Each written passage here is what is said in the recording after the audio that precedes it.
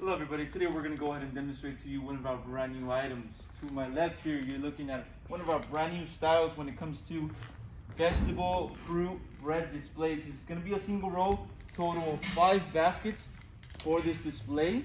As I mentioned, you can use this for vegetables, fruit, maybe bread. You want to go ahead and use this for bread, or maybe you have another idea you can go ahead and use this for, just for display.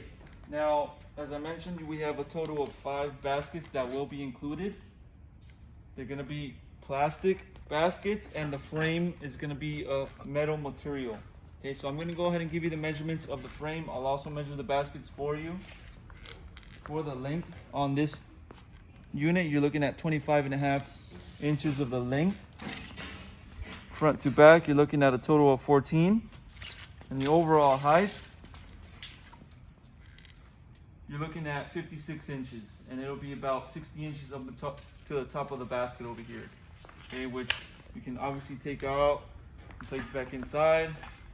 Now, measurements on the basket, you're looking at a total length of about 22.5 inches by 15 inches by 3.5 inches. Okay, so that's going to be the measurement for this basket. Total of 5 baskets, single row.